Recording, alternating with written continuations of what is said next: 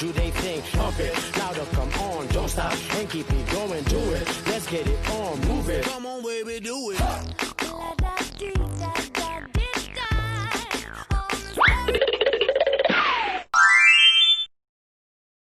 Assalamualaikum warahmatullahi wabarakatuh. Perkenalkan, nama saya Muhammad Regian Pasaribu, Stambuk O271190088. Saya Nur Faiza, Stambuk O271190022. Saya Megawati R, Stambuk O271190030. Baiklah, di sini kami akan menjelaskan cara penentuan jenis kelamin pada ikan mas komet. Mata kuliah Dasar-dasar Genetika Ikan. Baiklah, di sini saya akan mengidentifikasi ikan mas koki atau ikan komet. Kemudian spesies ikan ini yaitu adalah Carassius auratus. Bentuk tubuh ikan mas komet memanjang dan menipis tegak atau terkompresi, dengan mulut terletak di ujung tengah atau terminal dan dapat disembulkan atau protraktil. Bagian ujung mulut memiliki dua pasang sungut. Di ujung dalam mulut terdapat gigi kerongkongan atau gigi faring yang tersusun dari 3 baris. Sisik ikan mas komet berukuran relatif kecil dan bergerigi di mana seluruh bagian siripnya berbentuk rumbai-rumbai atau panjang. Gurat sisi atau linea lateralaris pada ikan komet tergolong lengkap, berada di pertengahan tubuh dengan cara melentang dari tubuh insang sampai ke ujung belakang pangkal ekor.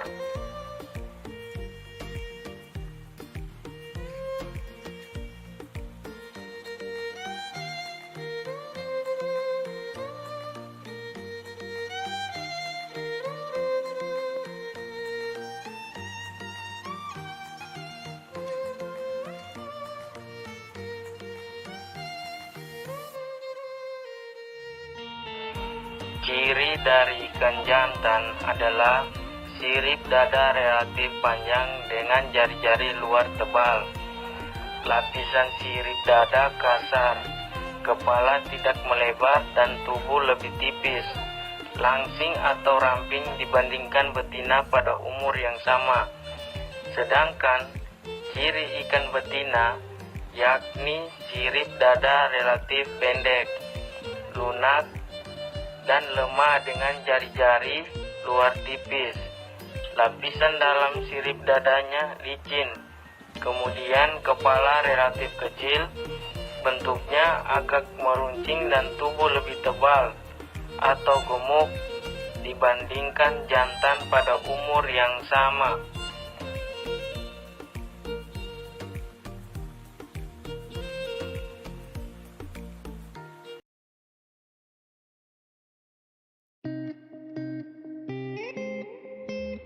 Ciri seksual ikan dapat dibagi menjadi 2, yaitu ciri seksual sekunder dan ciri seksual primer.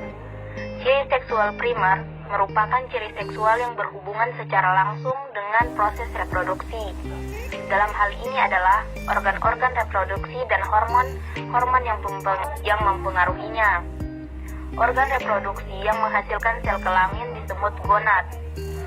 Gonad ikan meliputi ovarium dan pembuluhnya atau oviduk pada betina, serta testis dan pembuluhnya atau sperm duct pada jantan. Ovarium dan testis biasanya berjumlah sepasang, terletak membujur di dalam rongga perut, berhubung dengan saluran gonad. Yang selanjutnya ke arah luar melalui lubang genital atau genital pore.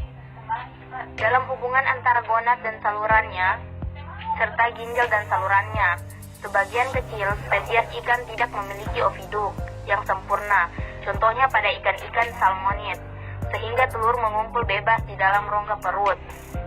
Sebelum dikeluarkan melalui lubang genital, sebagian besar spesies ikan memiliki oviduk yang sempurna, dapat langsung mengeluarkan telur melalui lubang genital. Pada umumnya, kelamin ikan jantan dan betina dapat dibedakan dengan melihat saluran kelaminnya. Pada ikan betina, telur dikeluarkan melalui oviduk atau saluran telur yang terpisah dari saluran kencing atau utera. Sedangkan pada ikan jantan, sperma dikeluarkan melalui saluran sperma yang menyatu dengan saluran kencing atau uretra, yang umumnya berbentuk menonjol seperti penis pada mamalia dan disebut dengan papila genital. Selama tahap awal perkembangan embrio, gel germinal atau sel kelamin tidak mengalami perkembangan sampai unsur somatik dari gonad atau membran eksternal dan jaringan interstitial. Berkembang pada saat tahap akhir organogenesis pada ikan. Tahap ini berlangsung saat larva ikan telah menetas dan mulai makan. Selama proses organogenesis, sel germinal diduga bermigrasi ke posisinya untuk membentuk bagian dari gonad dan mulai berkembang menjadi oogonium atau spermatogonium. Ketika telah terjadi diferensiasi seksual jantan atau betina, sering dengan perubahan ini.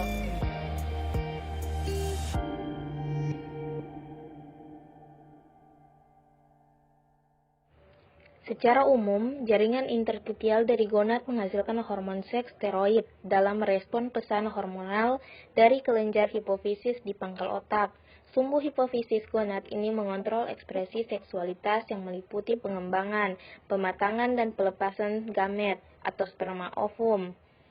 Sebagai respon terhadap iklim atau isyarat musiman, melalui cara ini, siklus seksual ikan erat kaitannya dengan keadaan lingkungan, sehingga dalam situasi praktis, masalah-masalah reproduksi yang muncul karena faktor alam dapat diatasi dengan manipulasi lingkungan atau cahaya dan suhu, atau dengan pemberian hormon seks secara langsung. Ciri seksual sekunder. Ciri seksual sekunder adalah ciri kelamin yang dapat ditandai dengan melihat ciri-ciri fisik untuk membedakan ikan jantan dan betina. Namun, tidak semua jenis ikan bisa dibedakan jenis kelaminnya hanya melihat ciri-ciri fisiknya. Ciri seksual sekunder pada ikan jantan dan betina berkembang dengan diferensiasi seksual yang terjadi seiring dengan perkembangan stadia ikan atau larva benih juvenil dewasa. Ciri kelamin sekunder akan berkembang, menentukan status kelamin.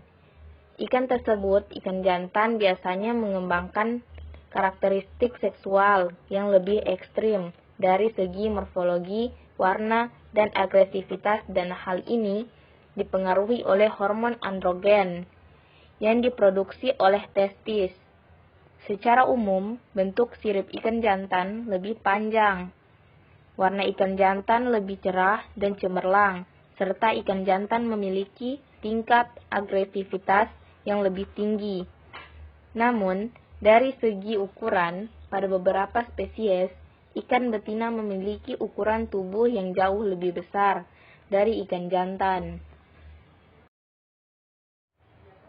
Sebelum memasuki fase remaja atau juvenil, umumnya ikan tidak bisa dikenali jenis kelaminnya.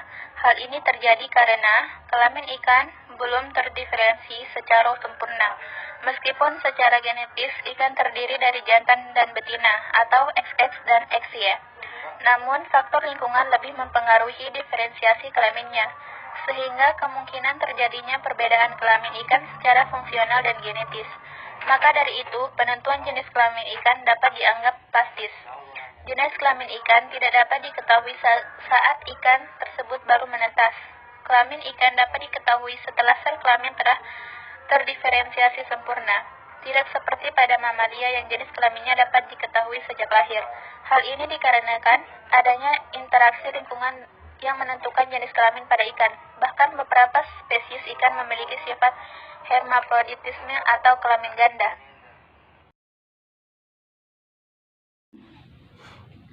Baiklah, sekian penjelasan dari kami mengenai penentuan jenis kelamin pada ikan. Lebih dan kurangnya kami mohon maaf. Wabillahi taufiq wal hidayah. Wassalamualaikum warahmatullahi wabarakatuh. A few moments later. 맘이야 너에 대한 건 사소한 것도 기억해 난 아니야 아무리 나 비굴어도 넌 내게 순간 다 많아야 신정 많아야 주인공은 맨날 이렇게 밤마다 기도해 Give up